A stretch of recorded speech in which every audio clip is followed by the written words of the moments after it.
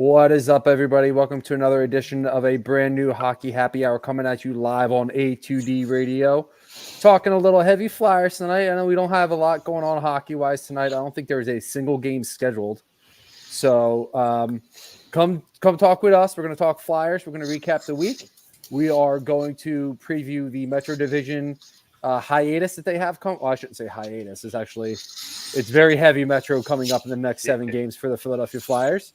We're also going to talk a little quarter assessment here in the NHL season, and we're going to close it off with some Thanksgiving Day fun. So hit that like, hit that subscribe, guys. Comment in, share this shit. Let's go, guys. Time to talk some puck. What's up, my family? Listen, first-time listener, or you've been here the whole damn time. Hit that like, hit that subscribe, giddy up, let's go, no notes. That's my baby. That's my baby. We're going at it at 110%. I just want 5 minutes of happiness, please. Just give me 5 minutes. And they scored! They did it! Slap. What the hell was that? Oh, yeah! What the f*** are you talking about? Welcome, ladies and gentlemen, to a brand new edition of the Hockey Happy Hour. I am Matt Tsutsuti, along with the Darkwing Brian Daly. What is up, everybody? The Broken One, Rob Povia. If I learned anything by watching Netflix this week is remember to always follow the playbook. And Mr. Blue Shirt, Mr. Broadway, Mr. Switzerland, Big Bad Brad Ryer. And we are live on A2DRadio.com as always, and brought to you by Specialized Physical Therapy. If you have any aches and pains and you need to speak to a doctor to take care of those aches and pains, Dr. Paul Vidal is the guy to go to at www.specializedphysicaltherapy.com. Like I said before, man, you get those aches and pains, it can cause you a lot of discomfort. Go to the doc and let him take care of you. Let his team take care of you, either in Burlington or Cherry Hill, New Jersey, and they'll make sure you don't have any of those aches and pains anymore after you visit them. All right. And the poll question, once again brought to you by Baggio's Bread. If you have any big celebrations or parties, or you just want to get some good food, Baggio's Bread's the place to go. Located in Mount Laurel, New Jersey, home of the best stuffed breads, tomato pie, sandwiches, cutlets, and meatballs. Mention A2D Radio for 10% off of your in-store purchase. And now we bring to you the poll question, and that is the Flyers will make a statement in the next 7 games against the Metro Division. Agree or disagree? And, well, the Flyers have been making quite a statement against teams not necessarily in the division. I mean, they did get a couple of wins on Carolina and Columbus, which are teams in the Metro. Can they continue that trend? So, gentlemen, do you think that that's going to happen? Do you think that they're going to be able to send out a warning, a fair warning to all those who would dare step up to the plate against the Orange and Black that they might be in for a nasty little surprise when they either come to Philadelphia or they come to them? Could take that a couple of different ways, but all right. So I'm going to agree to the poll. I think they are going to make a statement. They are playing very good hockey right now, and it's effort hockey. It's winning puck battles in the board along the boards. Defense is playing well, protecting Carter Hart, not really giving up too many second or third chances, which is really what killed them last year, especially down the stretch. Hart himself has been playing extremely well. He's positioning himself well, again, controlling rebounds a little bit more. He has a hiccup here and there, but it is what it is. It's goaltending, it's hockey. But all in all, I think they are going to send a message. You got 2 games against the Islanders, which ideally are 2 games that you should win. And you got 2 games against Pittsburgh, which could be a bit of a troublesome game. You got a game against the Rangers, and you got a game against the Hurricanes as well. And I feel like I'm missing Columbus, who they just beat. That's 8. It's going to be a little bit of a challenging stretch, but I think if everything goes right and goes their way and they win, if they can go 5-3 in this stretch, I think that puts them in pretty good shape in the standings and could potentially really make the conversation about the playoffs maybe a realistic conversation discussion to have. So again, I'm going to agree with the poll. I think they are going to make a statement in the next 7 games. And I think to start with the win in Columbus, it's a great way to start. By the way, say hi to Matt Tate. What's going on, brother? What's up, Matt? Say hi to Eileen, who of course says fuck Schicksburg. Of course. Well, we love you. Yeah, absolutely. We hope everybody's doing well out there. Prism, what's up, brother? Rosca's here as well, so welcome everybody. And now turning it on over to you, Mr. Pove. What do you think? Do you feel the Flyers will make a statement? I'm going to surprise you all. I'm going to reluctantly disagree with this face-off tonight. I mean, first off, they've already made a statement, like Maddie alluded to, that this team is not a rollover like they have been the past few years. They found ways to score with 3.33 goals per game, which is currently 15th in the league. But they also lead the league in first period goals, really getting off to a good start. Another thing that they haven't done in years past. The offensive zone pressure is night and day from where it's been, and the passing has been real crisp. Now, while I expect this upstart team to hold their own, they're going to face some real sleepy giants of the Metro over the next 7 days. 3 versus New York teams with 2 out on the island, not even a home and home. So facing an Islander team, you can say what you want about them, but facing them in their building, 2 out of 3 games, and in between, you got the powerful New York Rangers at the well. Though the Flyers have played well against the Canes, but Carolina, they're going to come in with a chip on their shoulder this time around, much like we did last time around. Now, then you have the Devils and a home and home with Pittsburgh. Now, Brian, you were talking about this a little bit. These last few teams, they've been underperforming, and Philly holds the point advantage in the standings, currently in second place in the Metro. But now, these other teams, they're going to be gunning for the Flyers rather than expecting that easy W. Can the Flyers withstand? Can these young guys withstand the pressure that you're going to see from a very talented division? Maybe. But I expect them to come back down to the pack a little bit during this 7-game stretch, make things a little bit more even because, boys, we had Pittsburgh, we had teams like the Devils finishing higher up in these standings. They're going to have a little something to say about this. No, absolutely. And the one thing that I actually didn't think of was, and I think it's going to be a little bit of a rough start to this little stretch here where you have that, okay, we're going to New York. Now we're coming back home. Then we're going back to New York. 3 games in 4 days just to kick things off. That's a little bit of a tough stretch. I think if they can start this little stretch off well and take 2 out of 3 of those games, and I think it's realistic that you'll wind up sweeping the Islanders and losing to the Rangers, because the Rangers are proving that despite everything, they're still going to be a really good team, even with the major injuries that they have. The Islanders have yet to really show who they really are. You got Bo Horvat, you have Matt Barzal, you have Noah Dobson, you have a bunch of really good players on this roster. You have a great goaltender in Ilya Sorokin, who honestly had a coming out party last season. This Islanders team is not a pushover by any means.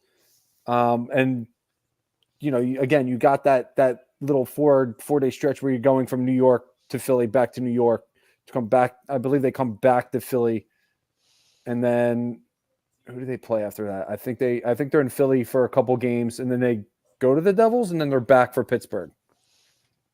They'll face Carolina and Devils at home, and then it's a home and home at Pittsburgh. It's a home and home at Pittsburgh. Okay. Yeah. Mm-hmm. But, it's going to be a tough little stretch for them to kick things off. But if they can go 2 out of 3, it's a good start. So basically what we're saying is we are having a full stretch of rivalry games coming up. So that's going to be, that's an interesting stretch to have at this point in the season. Pris saying Flyers going to be on people's asses all year.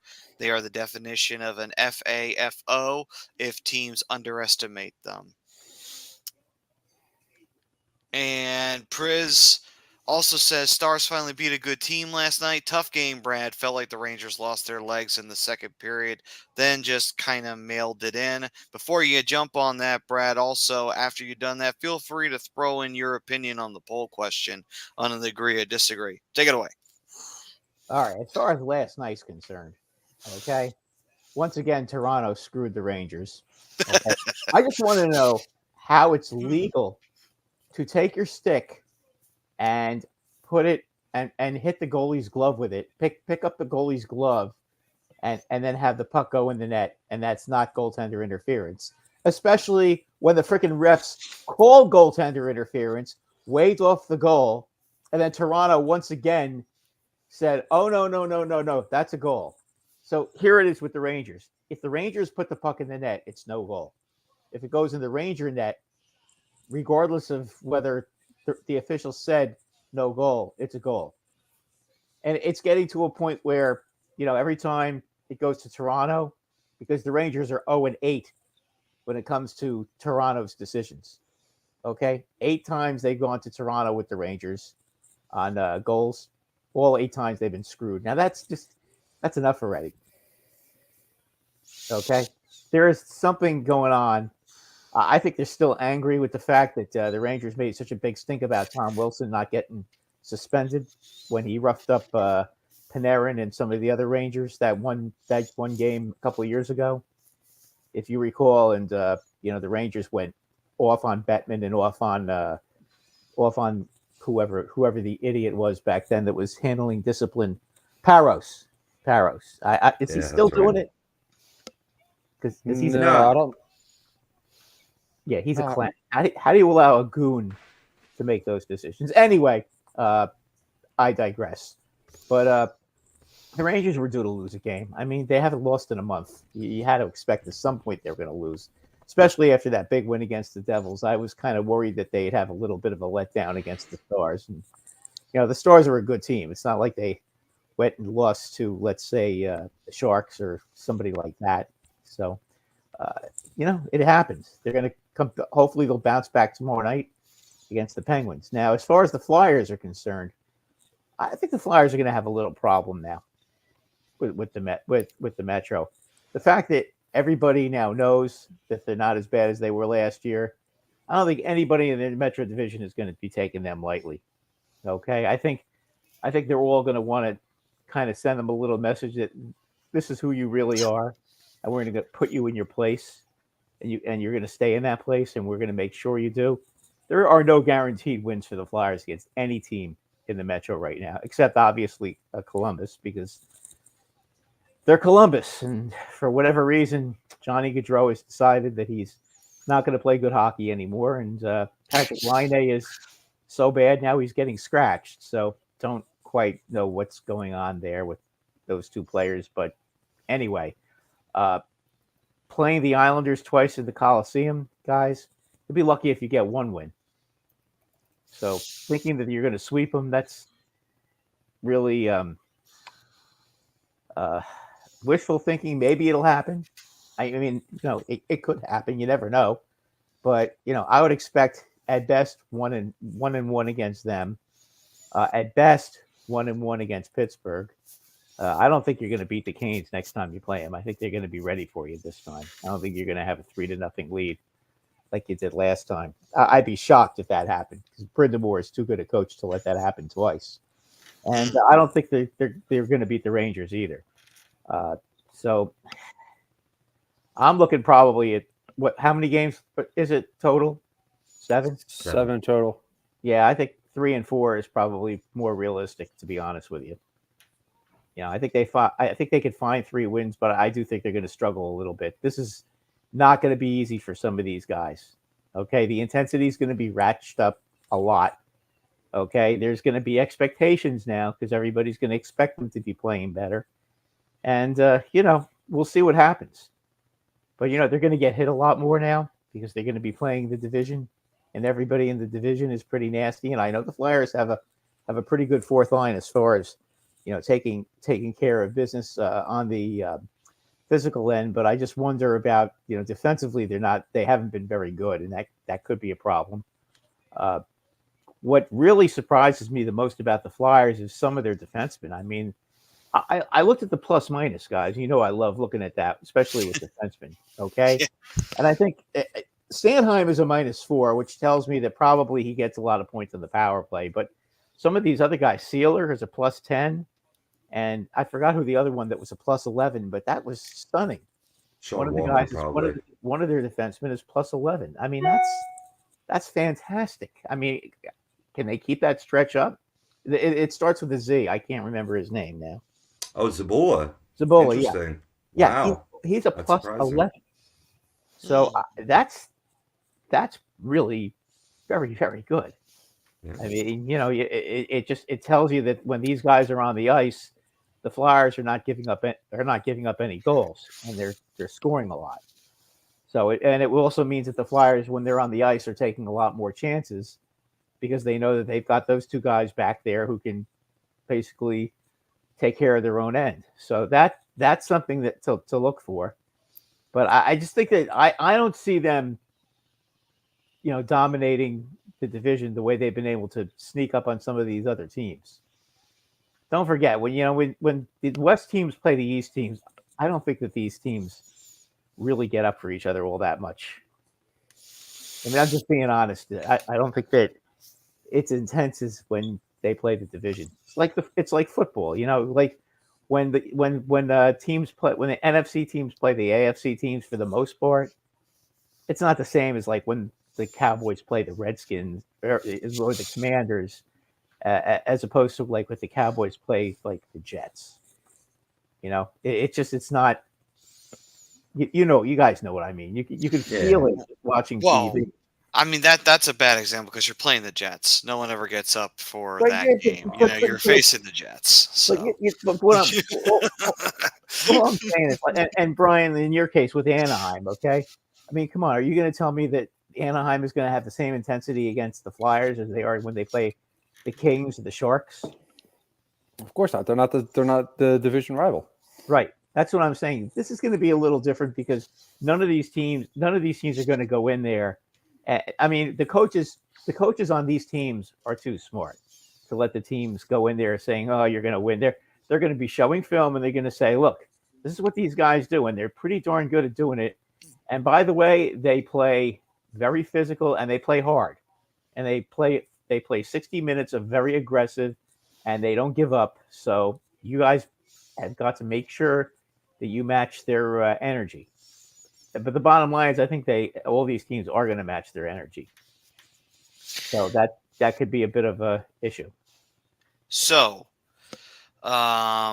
for my take on the poll, by the way, for everyone who's just joined in, say hi to Anthony, Joey DiBardino, Pete. Thank you guys for tuning in. Welcome as well. And Camel Toe Harris, who said the refs beat the Knights, not the Flyers. I disagree with that. Jake Friel saying, "What's up? What's up, Jake?" All right, so my take on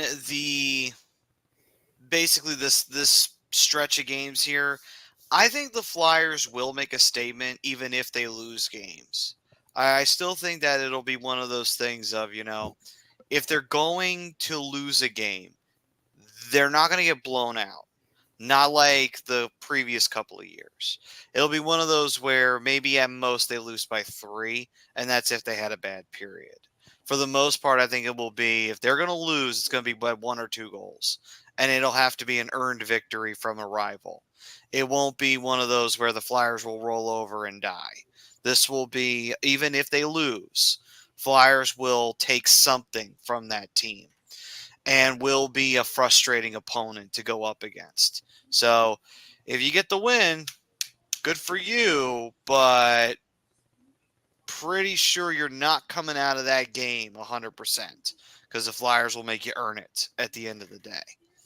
So that, to me, will ultimately define what I think will happen here. So I think the Flyers will make a statement. I agree. Whether they win or lose games, they're still going to make a statement. They're going to be right in the team's faces, right in the Devils' faces, right in the Penguins' faces. They're not going to be intimidated by them. They're going to look them up and look them up and down, size them up, say, "All right, let's go, and let's find out." And that's basically what's going to define. And I think what will define too is I think it'll be, okay, we're going to find out what's between the legs for these teams that the Flyers are going up against. We're going to find out, hey, can the Devils handle it? Can the Penguins handle it? Can the Rangers handle it? Can they handle a team that maybe they're not playing for playoffs? Maybe they are. Who knows what's going to happen come the second half of the year? A lot can happen in 82 games. But that's something dangerous when you face those kind of teams. That it almost feels like they got nothing to lose. But boy, do they got a lot to gain. And if they get to gain 2 points on you, that's like $1 million bonus for them. Beating you and taking 2 valuable points away from you. Oh, yeah. So we're going to find out. Can those rivals handle the Flyers with a bit of a snarl to them? That's going to be a real challenge. So, yeah, I agree. I think the Flyers will make a statement in these next 7 games. Yeah, and to kind of piggyback off of what you were saying here, Maddie, they haven't really been blown out in any game this year yet. I mean, Right. I don't think they've really looked terrible yet in the what are we in first 30 games? The Kings game. The Kings game was a rough one. I'll give you that one. But even so, the Flyers never gave up. They kept fighting. They kept pushing forward. Just shit was not going their way that night. And Cal Peterson didn't play all that well too. Cam Talbot was he was locked in from puck drop. They had plenty of chances. They just couldn't figure out ways to beat him. But to piggyback off of that, they responded well because when they went out to LA, not only did Cal Peterson have that laser sharp focus, Flyers responded by blowing them out in their building.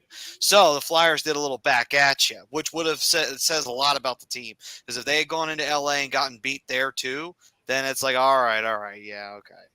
But they responded the way you're supposed to respond to that. Mm-hmm. So let's see here. Anthony's saying Flyers are showing tons of heart, and I think that's what we're all ultimately saying. Prism saying, by the way, FAFO means fuck around and find out, to be clear, which I actually like that. I like that. Nice. Thanks for clearing that up, Priz, because for us old heads, we don't understand internet lingo. Come on, dude. Come on. Wondering what that meant. Priz, see, no one can ever say we're not educational here. Priz saying, Flyers have absorbed Tort's personality. He doesn't take shit or quit, and the Flyers don't.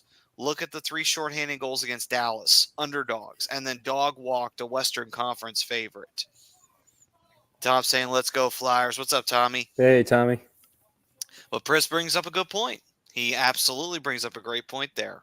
So, with that being said, I'm on agree. Bri, you're on agree. Brad, you're on agree? No, I disagree. I think they're going to disagree. Okay. I think the statements. I think the other teams are going to make them a statement. Okay.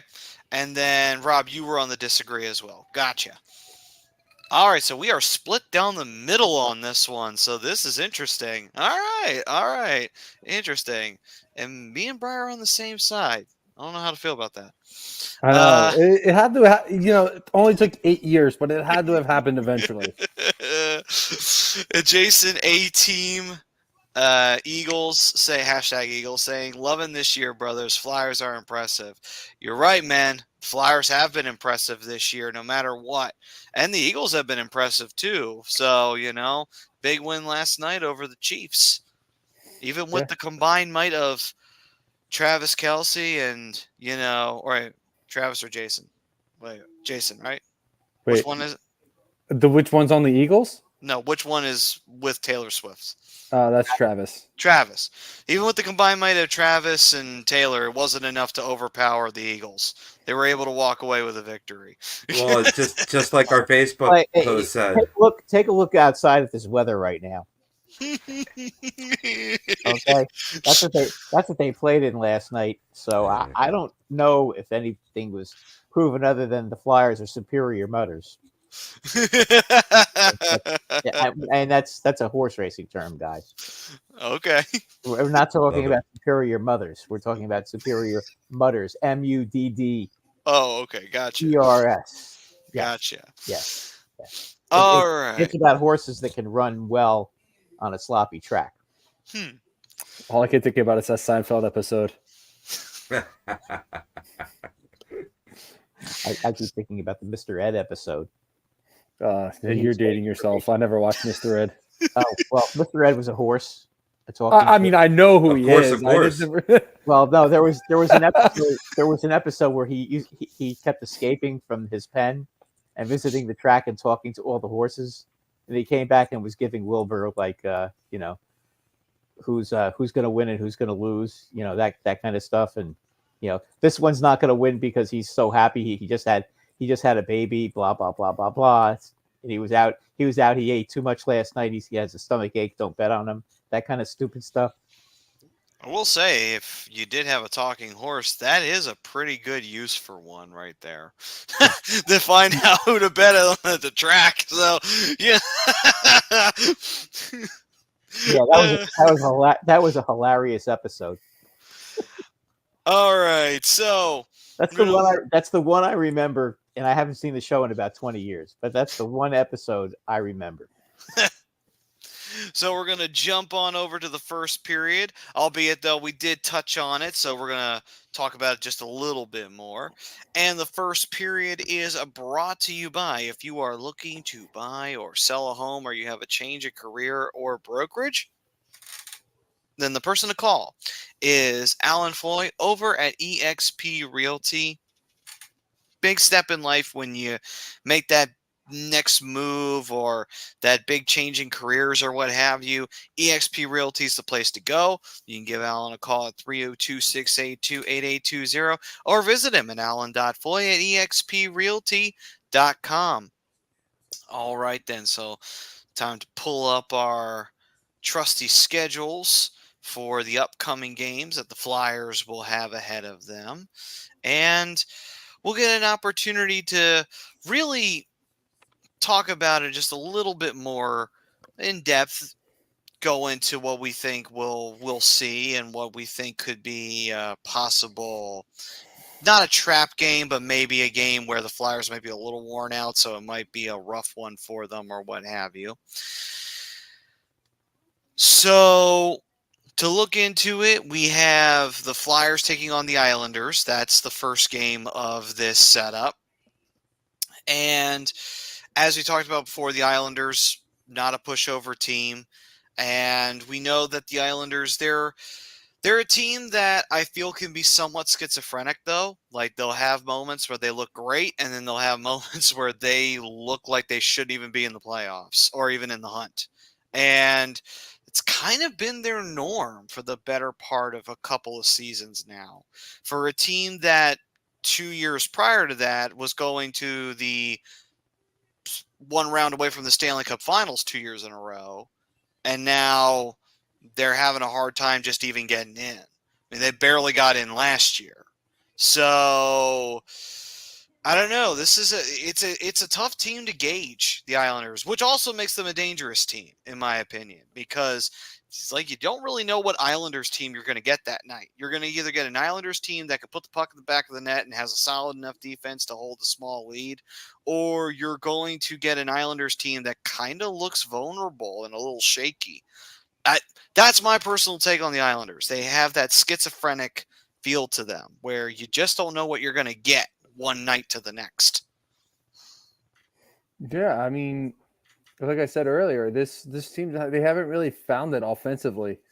They had a really good game against Vancouver the other night, and they went up 2-0 early in the first period. I didn't stay up and watch the rest of the game, but I watched the first period, and after that, I don't know what happened, but they looked really good. They got into some good positions, got some good shots off.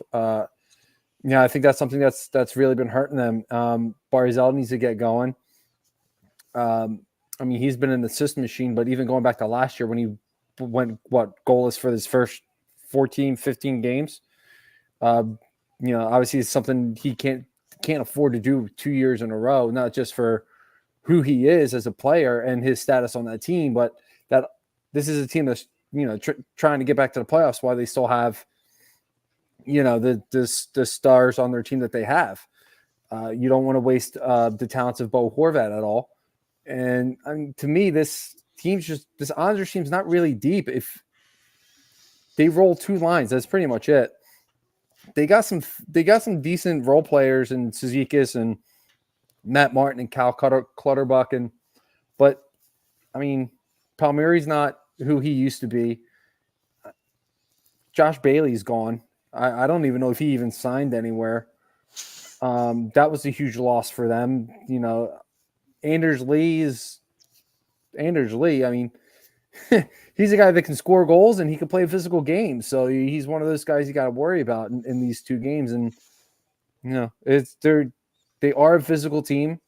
They play very well defensively, and their goaltending. When your goaltenders Ilya Sorokin and Semyon Varlamov, who is not a bad backup goaltender to have, it makes it tough to score goals. So, it's going to be two tight games between these two teams. But I think the Flyers have the physicality they can keep up. I think they're a bit faster now. And, again, and I've been pretty much saying this since the puck drop on opening night, having Sean Couturier back makes a big difference in how this roster plays on the ice. No, it's for sure. Guy who is really good at the setup and really taking charge and leading the way. So, gentlemen, how do you feel these two games playing out? How do you see it? Do you see the Flyers winning both games against the Islanders? Do you see them splitting the two games they have in this 7-game setup that they have going on here? It's tough to gauge, Batty, how they're going to match up with the Islanders and the rest of these Metro Division foes that they're going to be facing. I mean, Carolina, they've seen twice, so we kind of have an idea there, right? But other than that, they've only faced Columbus Blue Jackets twice, none of these other teams at all. So you look back to last year, I know this is a different Flyer squad, a lot of different parts, but they were, almost twice as many losses as wins. They were 7-13-6 against the Metropolitan Division last year. If you hone in on the Islanders games, they had a really tough time with them. They had a 5-2 loss on the island to start off their year with their matchups. Now they responded well coming back to Philly with a 3-1 victory. Then again, they lost. Actually, they lost at home 2-1 by a narrow margin, and then lost again by 4 goals to wrap up the season out on the island. So if you look at last year, they didn't really match up all too well. The way this team's playing, though, I could see them, they're skating with a lot more speed. They have a more pronounced offensive forecheck, an offensive game overall, where they're finishing the plays as well. So I do feel like they could stand up to them. This Islanders team is long in the tooth.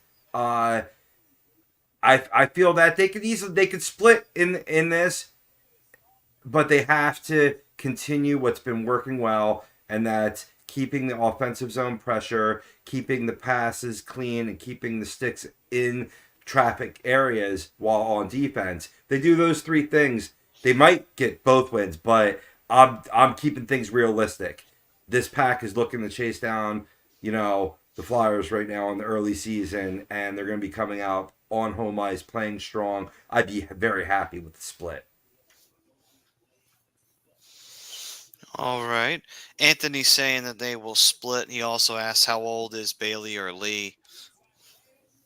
28. I want to say Anders Lee is. Josh Bailey's not even on the roster anymore. They released him. He stunk last year. That's why they let him go. You're thinking of Brock Nelson. He's the good one. Josh Bailey was pretty good too. He was, but he wasn't good last year though. Well, that's last year. Regardless, he's not on the roster. So, Bri, how do you feel about these 2 games with the Isles? I mean, I think the Flyers very well could take both of these games. It's going to be tough facing the Islanders back on their island on a back-to-back, but it's for me, it's going to come down to this power play. I mean, they got 3 power play goals in the last 2 games. They really got it going against Vegas, which was huge.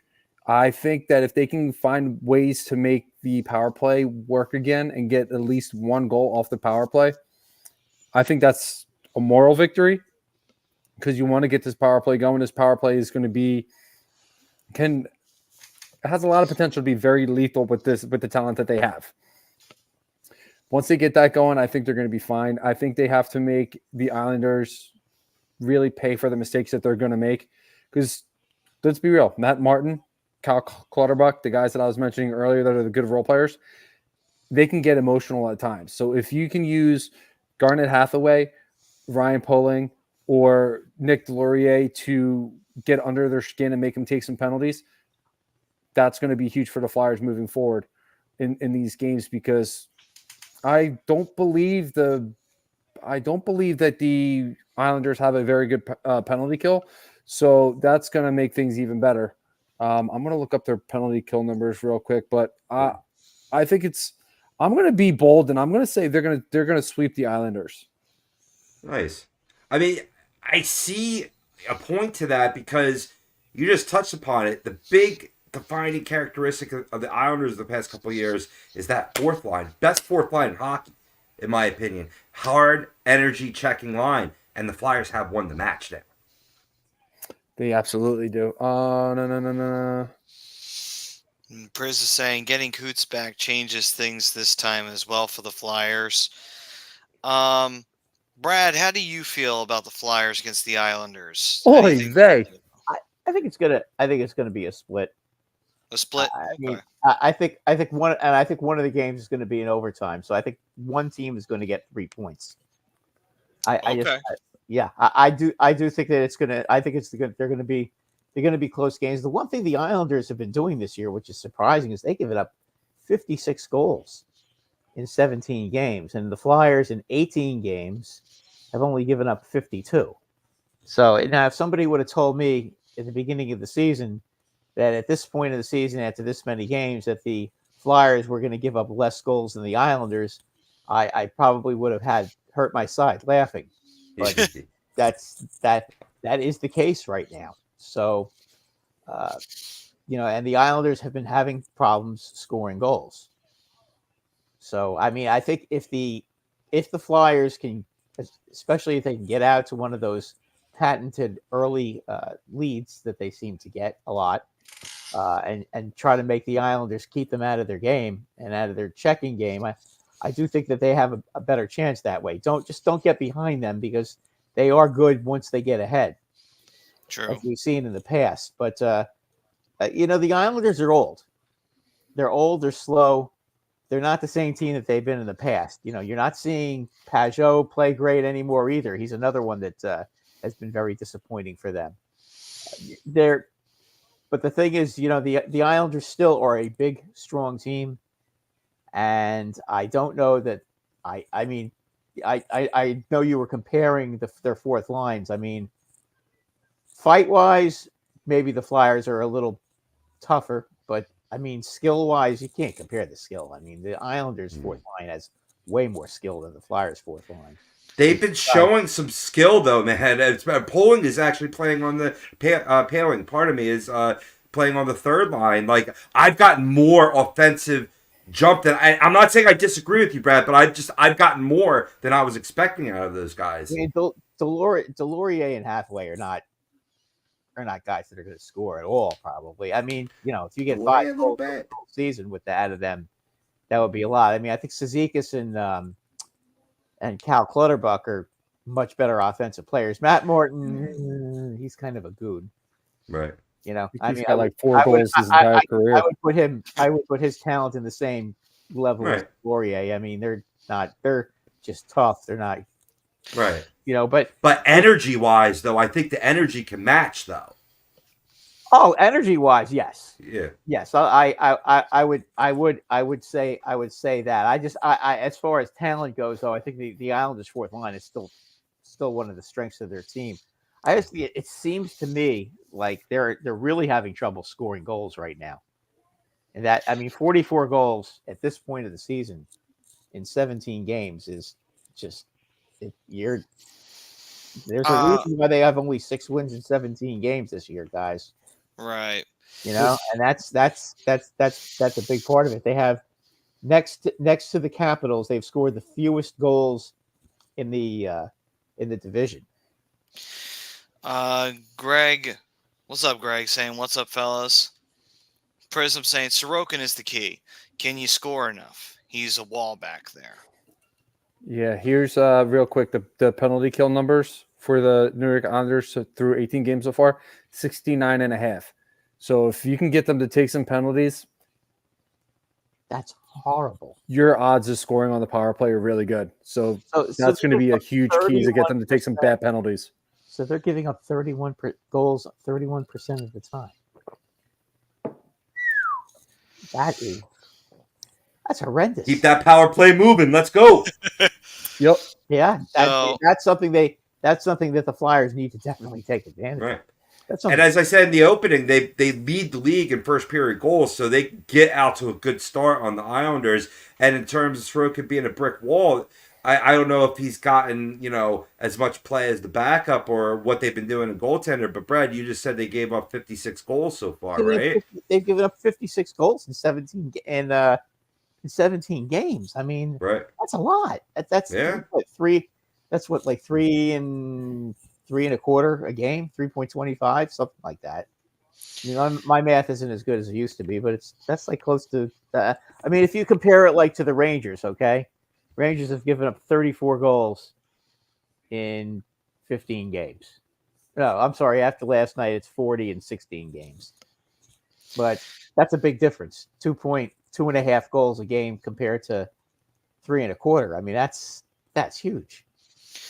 If you're going by the team that holds the standard right now in the division, so that's a lot of, especially the power play. Boy, oh boy.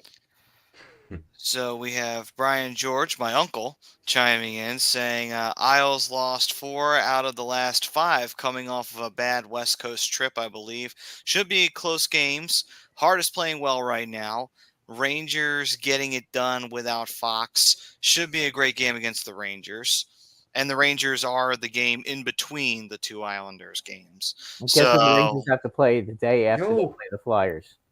Unc knows what he's talking about. Time to have him on the happy hour. Let's go. Oh, yeah. My uncle's been a fan for a good long while. He remembers watching the Flyers win the Cups back in the 70s. So he's seen it. Friz saying also Sorokin is having a down year, but the whole team is. Which then again leads to the Flyers having a chance to take advantage.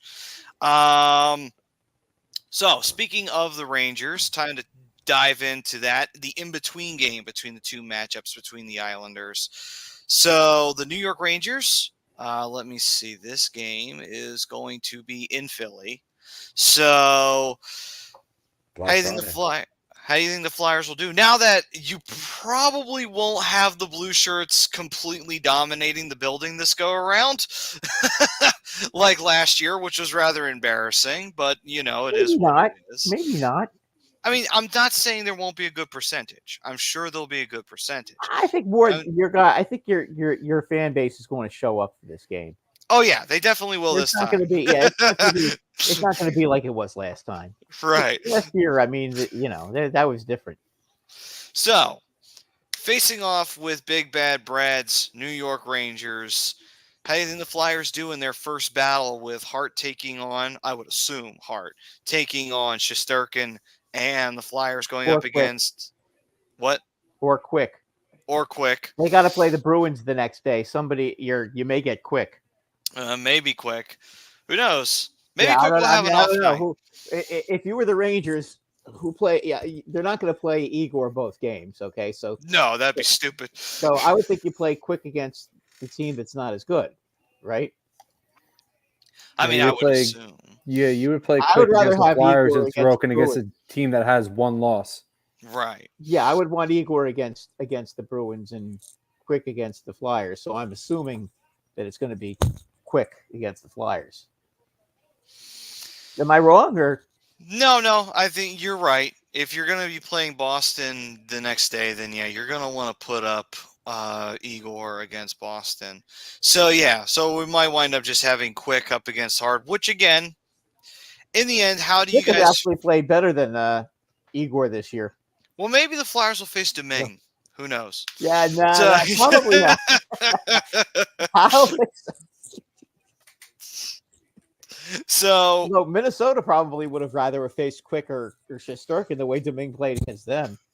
yeah. So, gents, how do you feel? Flyers up against the Rangers, their first battle. I know, like we said before, a little hard to gauge, but different team than we were last year, playing with a little bit more confidence.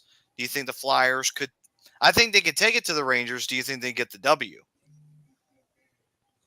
I'm going to say no. I think the Rangers are still a much better team than the Flyers, although I've been big on the Flyers, and I think they could be a playoff contender this year. But the Rangers are a cup contender. They're a cup contender for a reason. This team has depth. This team does a lot of things right. You have a good goalie tandem in Shesterkin and Quick, and even, like you guys were just saying, even in Domingue. But your goaltending, and I will say this forever, is only as good as your defense. And the Rangers have a really good defense. It's another defense that's also very deep as well. And then this is the offense. They're starting to roll. Lafreniere's getting going. Zibanejad's being Zibanejad. Kreider's being Kreider. He's the guy that's always going to be in front, picking up the dirty goals, trying to clear the lanes. It's just going to be a really tough test. Rangers are a really good forechecking team, and they're still relatively fast. So Flyers got to be quick and on their toes. And knowing that you got a game against the Islanders the next day, I could see this being a loss. And I could see them not putting forth the 100% effort that you're usually going to get, but they're going to put forth a very good effort. I just think the Rangers are just a better team still, and I think the Rangers are going to win this one. I put them at 2-1 through the first 3 games. All right, then. Brad, I'm going to assume that the Rangers are your pick for this victory here. Yeah, I think that they're going to win the game, but I think it's going to be a close game. I think I look at like 5-3. 5-3. Yeah, I think like they win 5-3. They score an empty net goal at the end. Gotcha. They Okay. go back and forth. The one thing, if the Flyers want to beat the Rangers, the one thing they cannot do is take penalties. The Rangers right now are hitting on, I think, 32% of their power plays right now. I mean, their power play this year has been dynamic.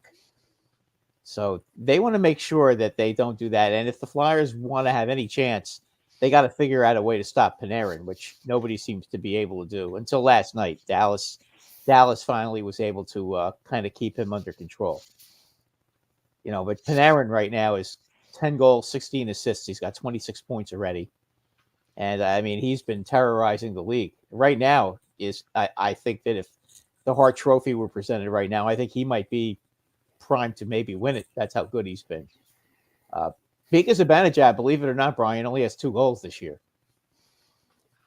He has a lot of assists, but he only has 2 goals. For whatever reason, he's everybody seems to make. He's in one of those streaks where everybody makes the great save against him. Don't you love it when that happens to a player you like? Yeah, well, no, I mean, sometimes it I mean, like Kreider, whatever he touches, it goes in the net.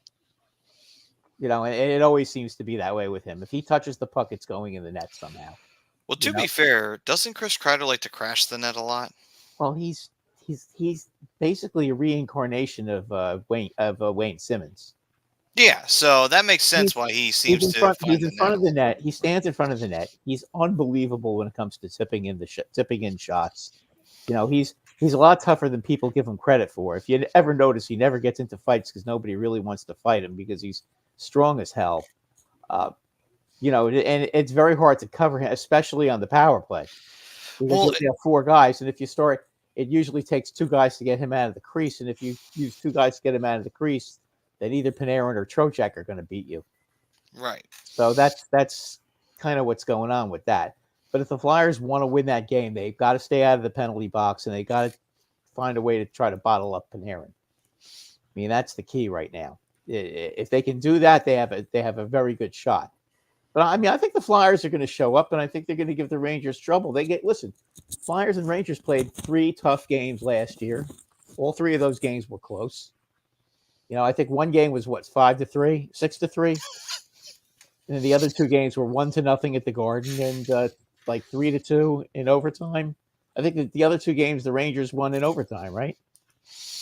The one I know we did a live reaction to, the Rangers won that It one. was a 1-0 game at the Garden. Yeah, that one, that was an OT-er. Yeah, and the other one, Tarasenko scored in overtime. I forgot who was playing. I forgot who was playing goal, but he fanned on it miserably because I think it was like a 40-foot wrist shot and it went in. And I think everybody was like, "Really?" I know the Rangers announcers were very surprised when it went in. It's probably Sandstrom, honestly. Yeah, But the season series last year was a 1-0 loss to the Rangers. 6-3, I think that's what you were talking about there. Lost to the Rangers. A loss 3-2 to the Rangers. In overtime, right? No, that was well. They might not be showing OT. I'm looking at StatMuse, and I'm not seeing any of these. The one at the Garden and the one in Philly, the 2 1-goal games were both overtime games. Yeah. I could see that. Did they only play him 3 times last year? Is that right? Oh wow, that's terrible. This is why I think the NHL's been flirting around with the possibly re-expanding to an 84 game schedule.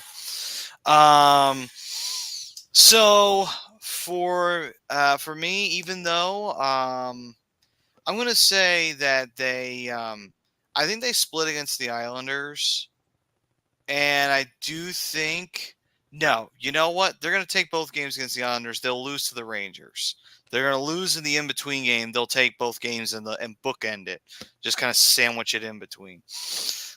And it's going to be hard for them to beat the Islanders, though, when they play the Rangers the day before. I mean, it will be, but at the same time, I think the Rangers. I mean, the Rangers have to go play Boston. I mean, Jesus, after playing the Flyers, that's not going to be. It is a 1:00 to 7:30, so there's and you're not talking about large travel, but I get your point there. But this team has been very resilient after losses, coming back with strong efforts. So true either way. It's just tough, even if both games were at home. I mean, they might as well be at home because there'll probably be plenty of Flyer fans in Long Island going down to watch the game. I mean, the Islanders. What do they have at their last game? 13,000 fans. That's crappy. Yeah. Well, yeah. What's hilarious when the Islanders play the Rangers, you hear "Let's go Rangers" just about the whole game. Sure. Yeah, it's nice to know that the Islanders got enough money to get a nice new arena, and they can't fill it with Islanders fans. So they're very how do I put? They're very fair weather fans. They're not the kind of fans that are going to show up. The Rangers fans will show up just to give them crap and boo. Well, we all know that most of the Islanders fans are disappeared because they're all wearing Devils jerseys right now. So, but anyway, yeah. So next up would be the Carolina Hurricanes. Now, this one we do have a good gauge on because we've seen them play twice, like you talked about earlier before, Robbie. How do you feel about this one? Do you think the Flyers can take another one off of the Hurricanes? Or do you think the Hurricanes get a little bit of revenge on the Flyers here? No, I think this whole stretch of games, it's going to go back and forth, right? They face the Islanders for the first time, they get a loss, right? Then they go in the Rangers, face the Rangers at home. They never play well in the daytime. They're going to get a loss. And I actually think they're going to get beat bad in that game. That's going to be the dose of reality during this stretch. But then they come back and win on the island, showing that resiliency. And then they catch this loss against the Hurricanes because Brad, said it perfectly. Rob Brennamore is the head coach of this team, and he will not allow this team to come out flat like they did last game and get down 3-0. It's going to be a different game, a different script, and It'll still be a close game, but I feel that that's a game that is going to elude the Philadelphia Flyers. Okay. It's going to be a I tough. I It's gonna could be a see tough. that being a loss That's a between tough. against the That's a tough Hurricanes. ask to see them beat a team like the Hurricanes. The Hurricanes are better than the record right now. You Right. know at the end of the season where they're going to be. Right. Okay then. So next up is the Devils. The first game that the Flyers will have against them. Of course, we all know that the Devils were supposed to be a dominant team. They've had their problems. They've had to show some resiliency in their own right. How do you feel the Flyers? Do you think the Flyers could catch the Devils, or do you think that this will be? Do you think this will be another one in the L column? Where's the game? Let me see. This one is Philly. going to be in Philly. I like the Flyers in this one. The Devils. The Devils are a really good scoring team. Obviously, you know they got a lot of talent up front, but one of their bugaboos this year has been giving up goals against. So, you know, the Flyers are going to have their opportunities. They're going to have plenty of opportunities to be able to score goals here. The defense is not as good as they were last year. I mean, obviously, Hakeem Schmid, not the guy that they thought he was, which, you know, this is still a young kid, 22 or 23 years old, really got his first taste of the NHL in the Stanley Cup playoffs last year. So, you know, that's a huge pair of shoes to fill for them. But again, like this has been a trend for them all year. They're giving up goals. So again, another situation where similar to the Islanders, if you can get on the penalty, if you can get on the power play, they're going to give the goals up. So you just got to be able to, like Rob said, for the most part through the entire 82 game season, you want to try and stay as consistent as possible. Offensive pressure, put pressure on the forecheck, pressure on the defenders, force turnovers when the puck battles on the boards, and you're going to get rewarded for it. And like I said, Devils are a team, they're going to give up the goals. So defensively, if they can maintain some kind of pressure on the back check and get in a lot of the passing lanes, this should be and could be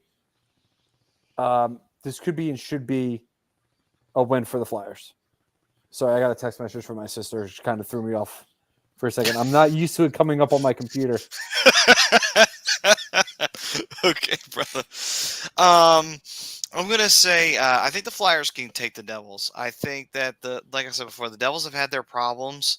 They've been kind of hot and cold in their own right. They've had moments where they've looked great, and then they've had moments where they've been pretty bad at times. Like they've looked real shaky, and it's left a lot of people feeling like idiots for having picked them. I don't think you should feel like an idiot, by the way, for having thought the Devils were going to do way better than this. The Devils seem primed to be ready for that leap, but as usual, you get a lot of hype behind you, and sometimes you don't necessarily live up to the hype. Doesn't mean the Devils are a bad team. Just means they've had a rough go of it to start off their year. That's pretty much just how it's been for them. But I do think the Flyers can catch them during this down period and take 2 points off them in the standings. However, I think this would be an OT win for the Flyers because I think that the Devils would be aggressive in this game, try and get a win. But I think the Flyers could walk away with the extra point in overtime.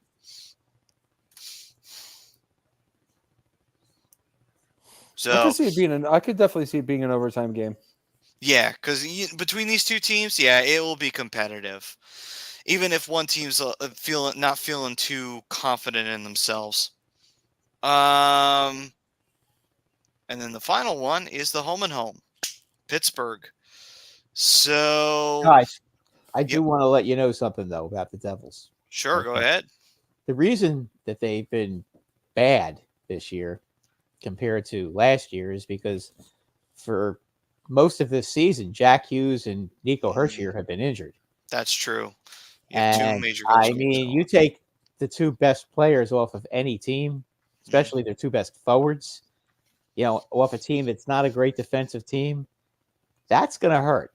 Yeah. You know, of course, Jack Hughes somehow, as badly hurt as he was, somehow he was able to magically come back against the Rangers. I don't really understand how that this always seems to happen to the Rangers. Somebody will be injured for like 6 months, and then all of a sudden the Rangers come to town and they're back in it. But I do think they miss Hershey. I think they miss Hershier though. I think that's a huge loss, and there's still no timetable with him. But you guys are going to have to face Hughes, and obviously Hughes is going to make a difference. So I just wanted to bring that up because the Devils.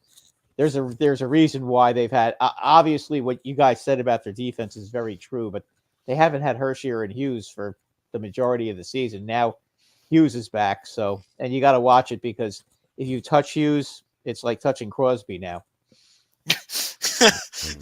You touch Hughes and it's a penalty. You look at Hughes the wrong way and it's a penalty, and then Hughes cries to the referee that he doesn't like the way he gets hit, and it's a penalty. So just to forewarn you, and it's not that I hate the Devils that I'm saying this. I do, but yeah, I'm just telling you that don't if you're in the corner, if you hit him, make sure your elbow's down.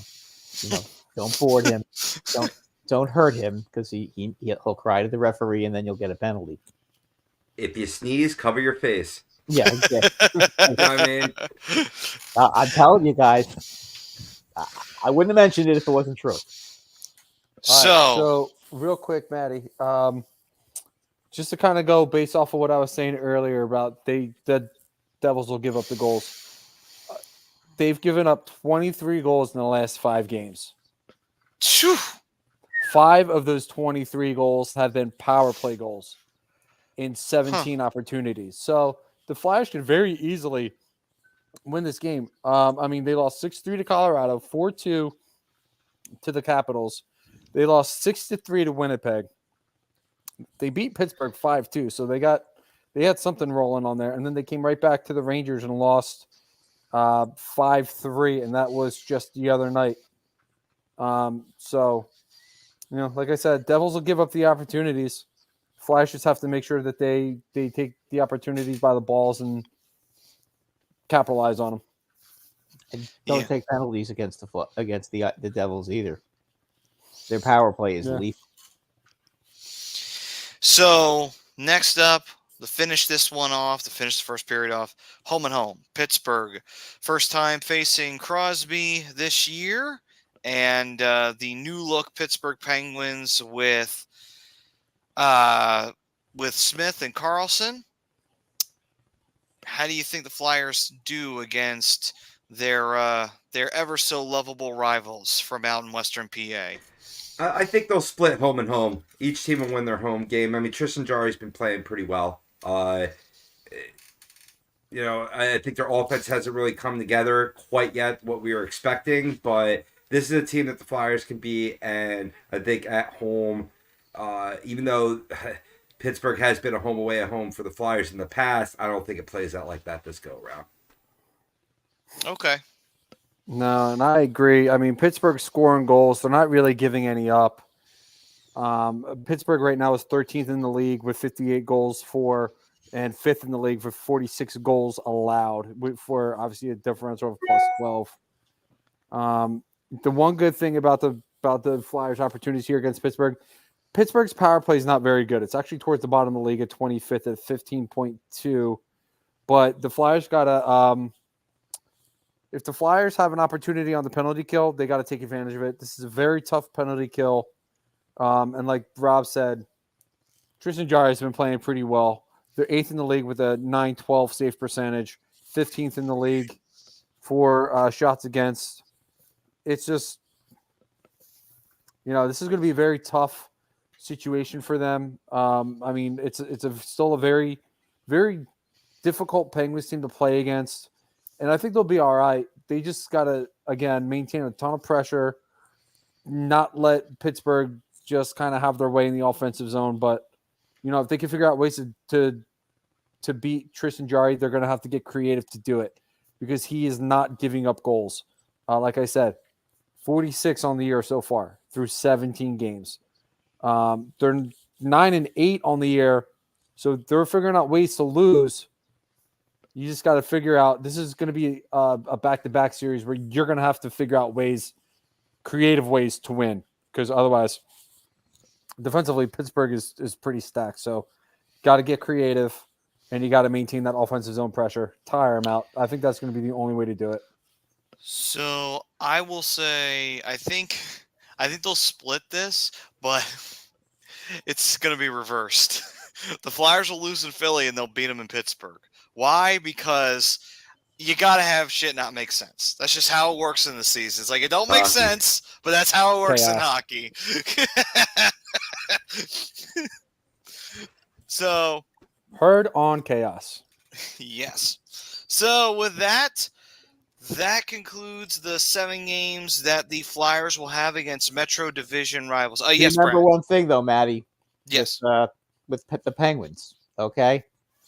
They are now missing Richard Raquel, Rust, and Chad Ruhidel. Okay, those are 3 extremely important players. I think they have a golden opportunity to go in there and win these 2 games. You're thinking both? Wow. Yeah, I mean, look, those guys are, especially Rust.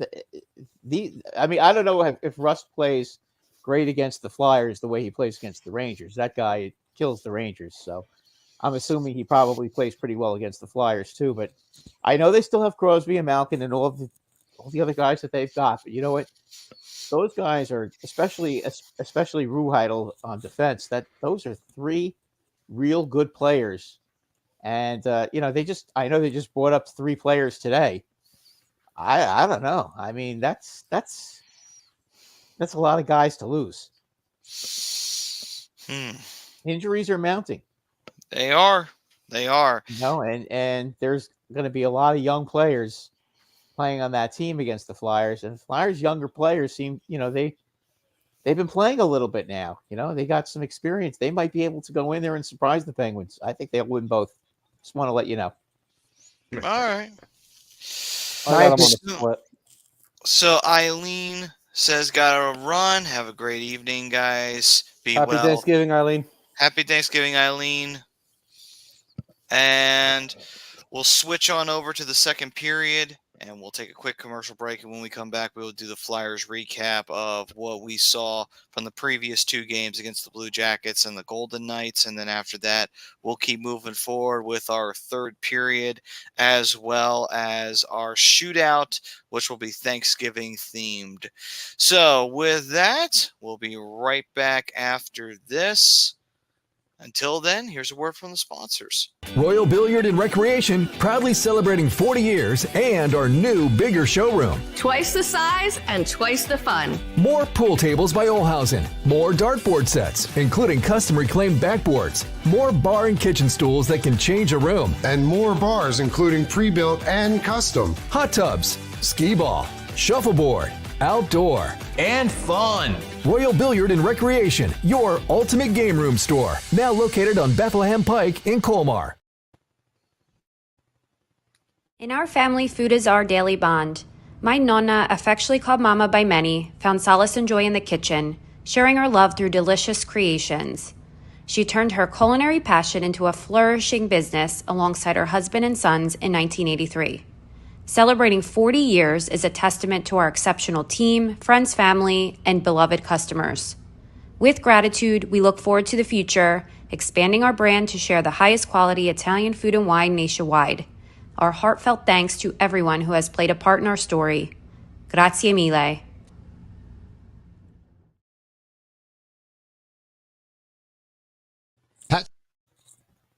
Hats.com is the premier destination for quality and fashion-forward hats and more, with designs for every style and trend. Locally based and run by Philly sports team fanatics, Hats.com can help you elevate your hat John.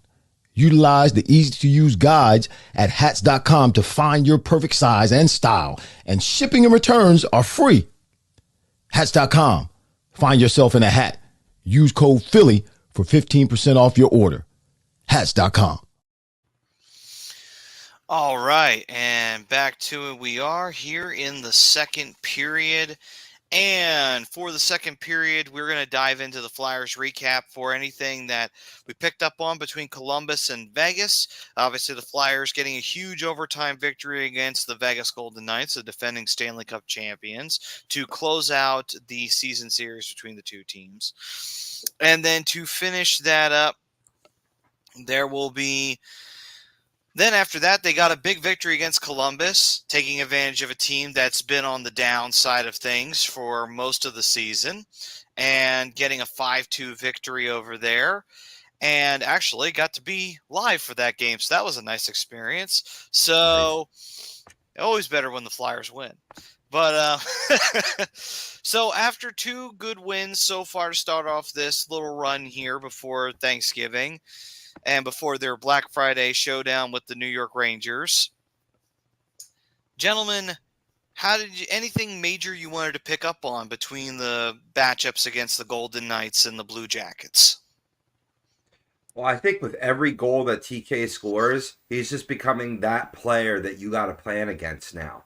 And he's really putting himself with the upper echelon. I'm not going to say elite, but upper echelon of players in this league.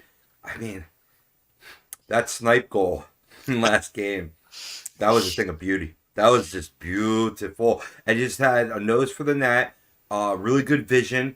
And talk about vision, what a night and day experience I'm having, or we're all having, with Joel Farabee.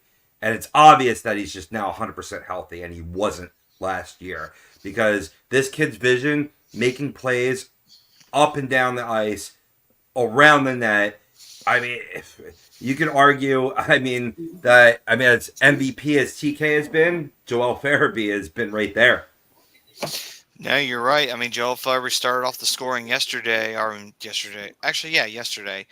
And no, 2 days ago. Jesus. 2 days. Yeah, I was there and I still forgot. Anyway, so a couple nights ago, he got the goal scoring started by getting a nice little backhander right into the far side. It's like, whoo, that is pretty to watch when someone can make a backhander nice and accurate. It's not easy to do, and he made it work. He made it look nice and easy on that one. And you're right on the TK goal. I actually didn't even realize he scored because I thought he hit the post. I thought he hit the crossbar, but no, it went right in and out. I was like, damn, and he walked it right on in and scored too. It was like, whoo, Flyers crushed the Blue Jackets in that game. I mean, literally just drilled them. It's nice to watch the Flyers dominate a team for once. he fit the puck into a Dixie cup right over the top corner. I mean, I could see why you would think it would hit the crossbar because it was about, a snowflake away. Right. I was going to say something dirty, but I'm trying to keep it clean. You know what I mean? Oh, and then besides that, too, gotta love the resiliency they showed against the Golden Knights. You have the defending Cup champs coming there. Yes, it's East First West, like you were talking about earlier, Brad. But at the same time, it's the defending champs. So you want to kind of get a win on them. You kind of want to be like, hey, listen, we just beat the champs. So you know what? It was a big win for the Flyers getting that OT victory, I feel. And I think that definitely adds, more importantly, to the confidence of the team to say, hey, listen, that's the champs. You just beat them. Right. That's a huge thing. And on top of maybe it not being as heated as rivalry games, you also have a big level of unfamiliarity, and especially compounded by a newer Philadelphia Flyers squad. So maybe they're surprising some of these West Coast teams. Maybe. Surprising a lot of people. I think they are, for sure. Especially, this similar to the Columbus game. I thought they played a really strong 40 minutes. I think the second period in both games, the Flyers kind of just sat back a little bit and they kind of took their foot off the pedal, and that allowed both teams to really get back into the game. But coming to third period, like Maddie was saying, they're resilient. They're figuring out ways to win games. They're figuring out ways to score goals. They're starting off the first 20 minutes, boom, foot on the pedal. Second period, we're going to sit back a little bit.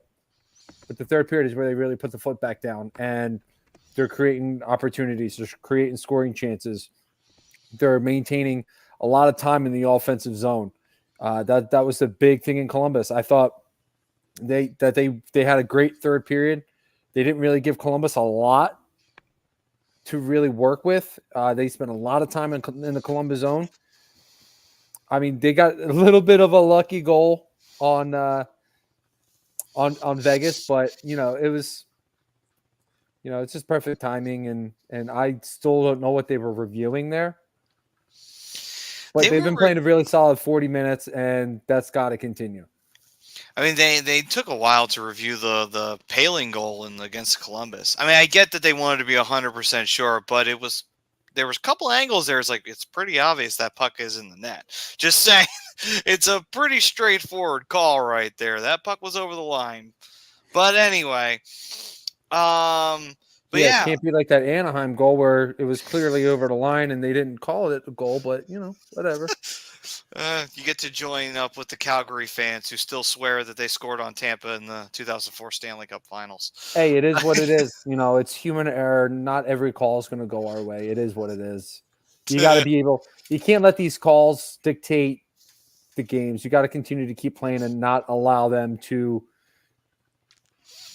ruin your night. Essentially, just because they missed the call and on that goal doesn't mean the game's over. You got to keep playing the game despite that. Sometimes you got to overcome a little bit of adversity. And I think that's something the Flyers have been doing very well this year too, is overcoming adversity. Not that they've really had a ton, but I think losing to San Jose was a bit of adversity, where you just lost to a team that had 10 spots dropped on them 2 games in a row. That might sink a lesser team where they're like, oh my God, we just lost to the worst team in the league. Some teams might walk into the next game in LA just completely down on themselves and completely falling apart. They didn't, though. They didn't. That game, though, I mean, the goalie stood on his head. Oh, I know. Blackwood completely stole that. You're going to have there's going to be games like that, where you completely dominate, and the other goalie just is mind-bogglingly good. Right. And you can't beat him. That happens all the time. You know that. You guys have seen enough games to know that can happen once in a while. And then that was that game in LA. The swoopy word. I'm doing good. How about you? Doing all right. I think. I hope. Yeah. Hopefully you're doing well. Tom's saying I'm late to the poll, boys, but I'm going to agree. There we go. So any other major things we wanted to talk about between the 2 games against Vegas and Columbus for the Flyers? I'm good. All right, then. So we go on to our third period, and our third period here brought to you by Alonzi Travel, specializing in creating the vacation of your dreams, whether it's to Disney, Universal, or wherever your heart calls to. Let their talented team of travel experts create the custom vacation for you. And Chucks and Ritz are the 2 specific gentlemen that you should go to for that, because they're very good at making a great vacation. And with the weather that we're currently having in Jersey, I'm pretty sure most people would be thinking about getting away at this moment. So, by the way, for the fam out there chiming in, love you guys. Keep it up. You are brought to you by Gleason's Bar, located 6700 Mill Creek Ave in Levittown, PA. Use the promo code A2D for 10% off your order whenever you go dine in, take out, or go online at Gleason'sBarandSteaks.com. All right, guys. Third period time. So, quarter of the way through the NHL season. And so far, what's your feeling on this whole thing when it comes to players, teams? What are major things that you have pulled from this season so far?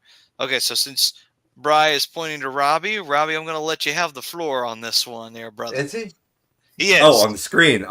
Right. Well, maybe he's Matt, you said as we near the quarter mark of the season, we're going to take a look at the stars and scrubs of the league, the best and worst players so far. Now, I'm just going to list quickly a few star players and busts, and we'll talk about like the rest of season outlook going from here. Let's start with some stars here, and some of them that you didn't have maybe picked out before the season began. Start with Kyle Connor from the Winnipeg Jets. Boys, he's tied with Austin Matthews for the league leading goals right now with 14. Did you know that?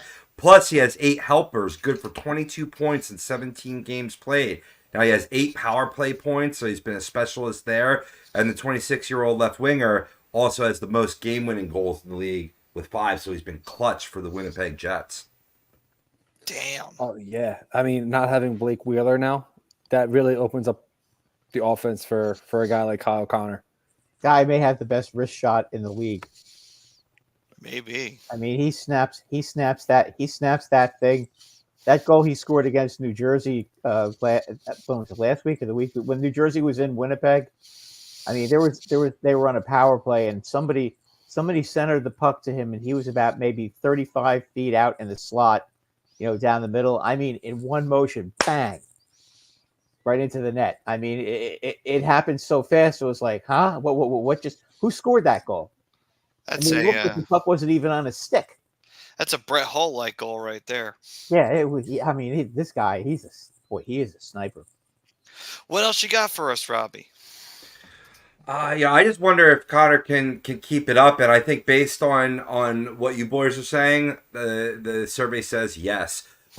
Number 2 on my stars list, Brad's familiar with this player. It's JT Miller for the surprising Vancouver Canucks. His 29 points are tied for second with David Pastrnak. Maybe you've heard of him. His 12 goals on the season also is equivalent to Pasta's total, which is 6 in the league. 13 power play points with 6 power play goals. Most importantly, Brad, he's a plus 11, again, tied with Pasta. JT Miller has really been good. I mean, he's the one that got away from the New York Rangers, that's for sure. What's New York's loss is Vancouver's gain, especially this year. Holy shit. Look at the way the Canucks have been playing. There's always one that gets away. Yep, and he's the one. So we got JT Miller and Kyle Connor, both for Canadian teams so far. We still have that Canadian trend going, Rob? I'm sticking with the same team. Quinn Hughes, defenseman for the Vancouver Canucks. Yeah. He leads the NHL with 30 points, and that includes 22 assists, 13 on the power play in specific, and he's a whopping plus 16 on the year, averaging 24 minutes and 26 seconds of time on ice per game. What's funny about that is at the beginning of the year, he was quoted as saying that he is tired of losing. Well, now that he has that captaincy on his jersey, he's really taking it upon himself to put this team on his back and say, let's go, boys, I got you. Hey, listen, give credit where credit is due. Some people can't back up what they say. He is absolutely backing up what he's saying, so give that to him. I think that team's for real. I mean, they have talent. Do you think that it's all – I mean, obviously – I don't think it's an illusion with them. I think they're just like Winnipeg. I think they're both pretty darn good teams now. Gotcha. I was going to say, besides Miller and Hughes, obviously we know their talent. We've always known their talent. Do you think that it's also Rick Tocchet coming in there and kind of shaking things up in the system? Yep. Oh, yeah. For sure. I mean, you saw Elias Pettersson struggle a little bit, but he's starting to really flourish. Quinn Hughes is flourishing under this. Niels Hoglander, he's starting to see a little bit of positives. And then obviously JT Miller, who we were just talking about, is really just took the system and he's bought in completely, and he's died in the league with one of the best forwards in hockey. In what were you saying, Robbie? Like 3 different stats, all major goal scoring stats. Yeah, no, for certain, Brian. I mean, when you talk about this team, I think a lot of these players were sick of just playing soft shoe. And you take Rick Tocchet, who's a very edgy guy, very competitive guy, wants to win, and the players have responded. And they responded well. They have. Absolutely have. Vancouver may very well make the playoffs this year. And it's just like, holy shit. Right. Number 4 on my stars list, sticking with the defenseman, Cale Makar. Not a big surprise with this pick. He leads the NHL with 23 assists and has 27 points on the year, which is tied for 6th in the league. Also a plus 3 with 23.56 time on ice per game and 9 power play assists. We're not surprised seeing this guy's name on the stars list, though, I'm sure. No, not really a surprise, but hey, the Avs are going to win another cup. Cale's going to be a big part of it.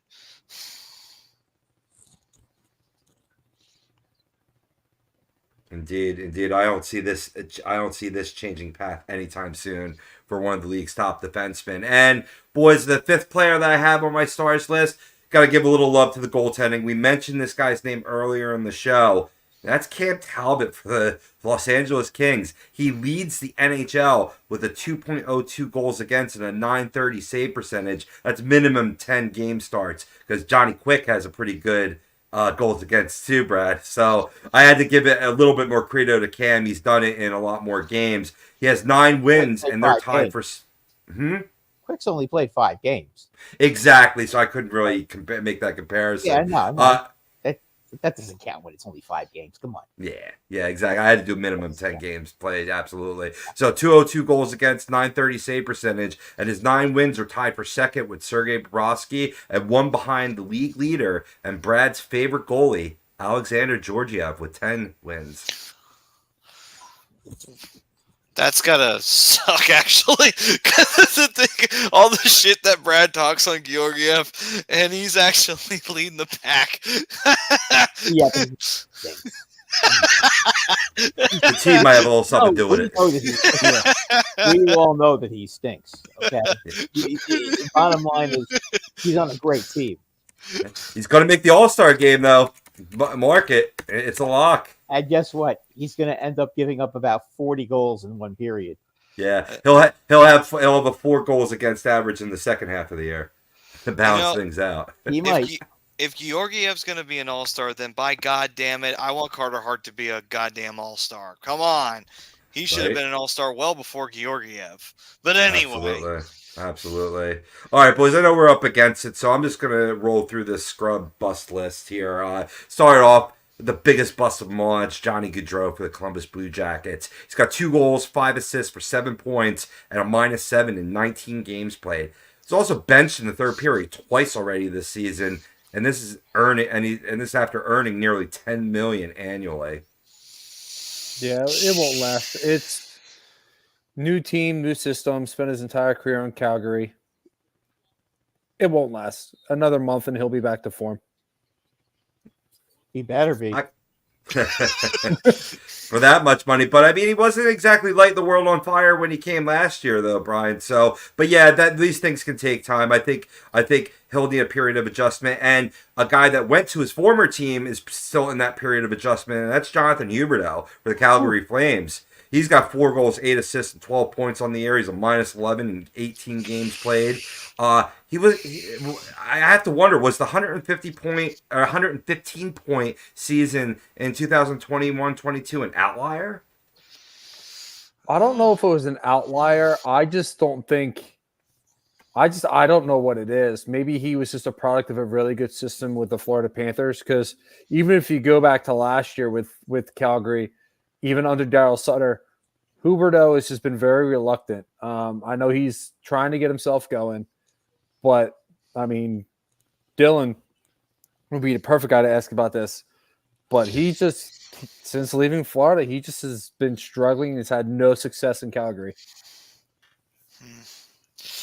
Yeah. He makes $10.5 million per year. Just saying. Yep. Do you think playing with Barkov may have had something to do with it? Maybe a little bit, because he struggled as a rookie too. So I'm thinking it might have been an outlier, as a byproduct of a good system, to Brian's point. Number 3 on my list, and it's going to be a goaltender. It's going to be Jack Campbell. Once of the Edmonton Oilers, but currently in the AHL, the Bakersfield Condors. Look that one up for you, boys. That's where he's playing these games this day. After, in 5 games, he posted a 4.50 goals against and an 8.73 save percentage. Now, that's after posting a 3.41 goals against and an 8.88 save percentage in 36 games played last year. After he's demoted, he's still struggling for Bakersfield. He's and it's really putting his NHL playing career in jeopardy at this point. He's got a 936 goals against and an 819 save percentage in the AHL. Only 3 games played, but they were all losses, and this is all after he signed a 5-year, $25 million contract in 2022 with Edmonton. Oh, you know that U2 song? I still haven't found what I'm looking for. It applies to the Oilers with their fucking goaltending. Good lord. Yeah. I thought the Flyers had it bad at times. Holy crap. They must be kicking themselves like they didn't pick up quick. Right. After what he's been doing with the Rangers? Yeah. For sure. I mean, my God. Man, the Rangers are paying him $875,000 this year. Good lord. Oh my god. It makes my head hurt. Right. Next on my list is a defenseman. That's Dmitry Orlov of the Carolina Hurricanes. He's only got 6 points, boys. Defenseman, get it, but minus 11 in 17 games played. And here's the key stat.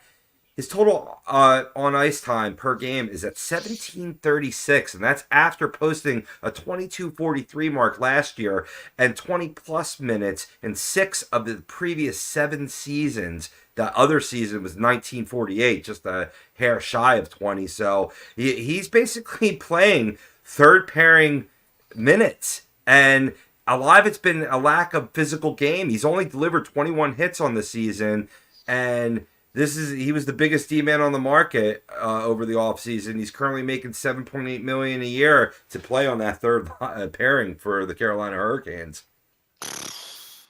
Oof. Yeah, that's a rough one right there.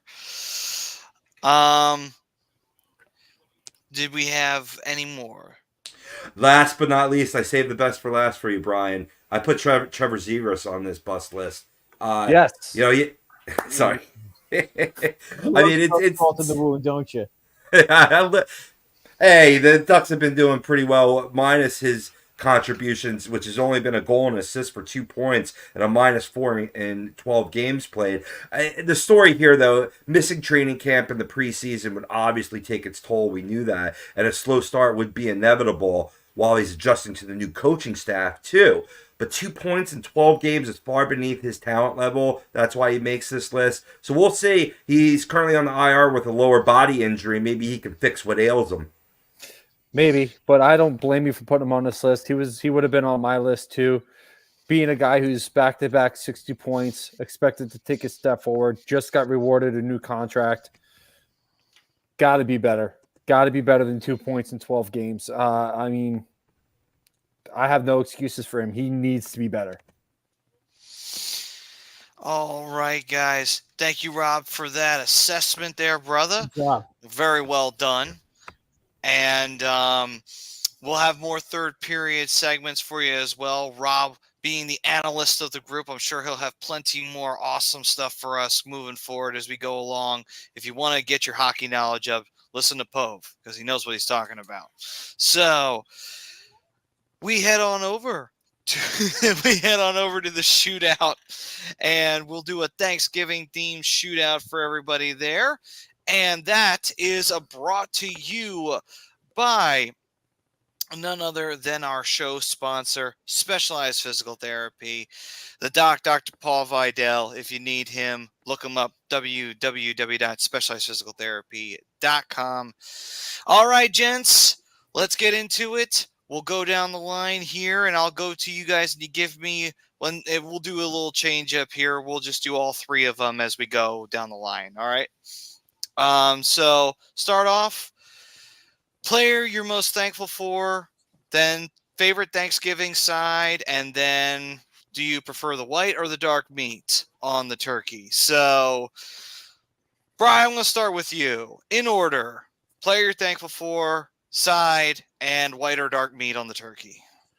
Ooh, okay. So player I'm most grateful for is Paul Correa. If it wasn't for him, I would not be as big a hockey fan as I am. Favorite side, I don't know if I really have a favorite side. My go-to though is I gotta go with the stovetop with the ground up sausage in it and a little bit of gravy on top. Oof, gotta do that every time. And I'm a dark meat guy.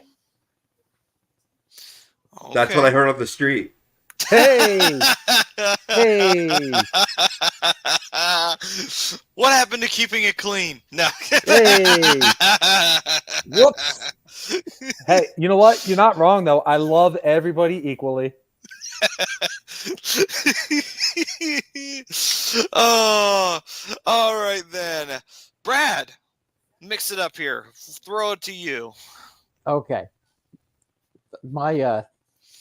I would say I'm thankful that Mark Messier delivered the Stanley Cup to the Rangers in 1994 because, boy, it's now 2024 and it would be a long, long time if we didn't win that one. Right. Whew. The Messiah himself. The Messiah, yes. I am a drumstick guy, so that would make me a dark meat person as well. Love that. And mashed potatoes and gravy all the way. All right. I'm the one who like piles a big bag of mashed potatoes on my plate, and then like digs a hole right in the middle of the potatoes, and in goes the gravy. Okay then. So, Robbie, what you got for me, brother? Player I'm most thankful for, it's got to be John LeClair. If you thought I'd go with another player, obviously you never watched our show. But he brought me lots of joy as a kid, lots of good Thanksgivings, and actually just met him again. He was in PA doing a autograph signing over the weekend, and he's just a really personal dude, great ambassador for hockey. Definitely grateful for Johnny LeClair, number 10. Tee. Favorite Thanksgiving side? I'm gonna go with stuffing as well, but specifically my grandmother's stuffing, best on the planet, no question about it. And turkey, it's all about the white meat. I like the breasts. I'm not surprised. I'm not surprised you said. Can't lose there either. No, that's true, as they say. All right. So for me, player I am most thankful for, Gagne. Always love Simone Gagne. I just wish that we had won a cup with him. That would have been awesome. Also, Thanksgiving side for me, honestly, if you threw me out some nice little buttered mashed potatoes, that'd be a nice little addition right there. But I'm also a big fan of the cornbread on top of it. So that always a classic at the Thanksgiving table. And what time should I come by on Thursday? Unfortunately, we won't be here. We'll be at someplace else. But I'll throw you the address. Because you knew I was coming. That's right. That's what they all do. No, they it's okay. Invite me and leave. No. What I'll do, Rob. After the show, I'll slip you the address. Just drop by unannounced. I'll say I got a guest coming. Don't worry, it'll be okay. Don't worry. Make sure I save you a plate. Got a +1. And then for white or dark meat, I love me the turkey legs, so it's going to be the dark meat for me on that one. Listen, there's nothing better than having the drumstick in your hand and just eating like a caveman. There's something great about that feeling. It's awesome. Anyway. Listen, I'm not the leg guy. I will eat a turkey leg. Don't get it twisted. I will eat a turkey leg. I'm a thigh guy. Give me that turkey thigh all day. Nice. All right. So we thank everybody for joining us for another edition of the Hockey Happy Hour.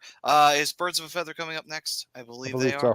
All right, then. So Birds of a Feather is up next. Probably talking about that big win that the Eagles got over the Chiefs. So stay tuned for that on A2D Radio. Once again, brought to you by Specialized Physical Therapy. We thank you all for joining us once again out there in the fam. We hope everyone out there has a very happy and very enjoyable Thanksgiving, and spend it with your family and your loved ones, and have yourself a nice little bit of bird and enjoy the day. And I'll just leave that there to show you how to become an A2D member. So next week here on the show, we will be having a live reaction, I believe. Yes, the Flyers will be taking on the Carolina Hurricanes. So that will be the next game that we do a live reaction to. So that's next week here on A2D Radio for the Hockey Happy Hour. Until then, guys, stay safe, stay healthy. Have a happy Thanksgiving. Peace and love, everyone.